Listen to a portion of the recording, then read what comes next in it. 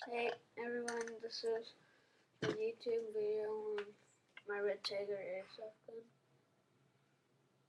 Yeah, I bought it for $20. Or yeah, it came in black, spray painted Red Tiger and no help. Pretty hard. Okay, craftsmanship is really good. See, that's how fast it goes.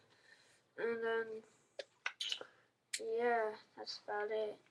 Oh, and post uh post video response on your airsoft gun, and yeah, that's it.